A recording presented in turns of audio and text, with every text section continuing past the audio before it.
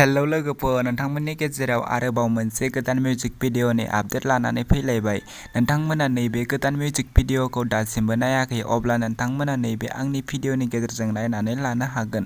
नोंथांमोना आंनि चेनेलाव गोदानै फैदोंब्ला आंनि चेनेलखौ साबस्क्राइब खालामनानै गालां आरो भिडिअखौ मोजां मोनोब्ला भिडिअखौबो लाइक शेयार खालामनानै होदो। बिदिब्ला लोगोफोर फैदो दिनैनि नैबे गोदान मिउजिक भिडिअनि आपडेटनि सायाव। दिनैनि नैबे गोदान मिउजिक भिडिअनि आपडेटनि टाइटेलानो जादों दाउ खौवौ। लोगोफोर, नोंथांमोना दासिमबो नैबे गोदान मिउजिक भिडिअखौ नायाखै, अब्ला नोंथांमोना नैबे आंनि भिडिअनि गेजेरजों नायनानै लानो हागोन। बेखायनो लोगोफोर, नोंथांमोना नैबे भिडिअखौ जोबजासिम नायनो नांगोन, होनब्लासो मिथिगोन दि दिनैनि नैबे गोदान मिउजिक भिडिअखौ बबे चेनेलाव होदों। लोगोफोर, नैबे भिडिअनि स्टार्टिंआनो जादों सुदेम सना आरो महरजित। नैबे भिडिअआ जोबोरैनो मोजां जादों आरो नैबे भिडिअखौ बिथांमोना अलरेडि फुल आपल'ड खालामनानै होखाबाय।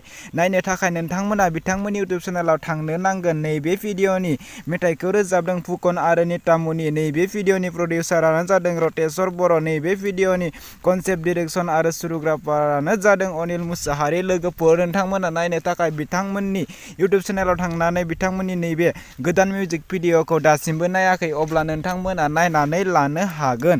लोगोफोर, बे भिडिअखौ बिथांमोना अलरेडि फुल आपल'ड खालामनानै होखाबाय। बिथांमोननि इउटुब चेनेलनि मुङानो जादों रंजालि बड' फिल्म प्रडाक्सन। नोंथांमोना बिथांमोननि नैबे इउटुब चेनेलाव थांनानै बिथांमोननि नैबे गोदान मिउजिक भिडिअखौ नायहैदो।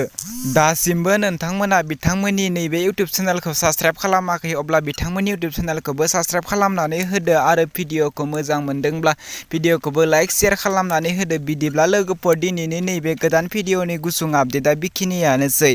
नेक्स्ट आपडेट भिडिअखौ नोंथांमोननि गेजेराव थाबैनो लानानै फैगोन। नोंथांमोना आंनि चेनेलखौ साबस्क्राइब खालाम आरो भिडिअ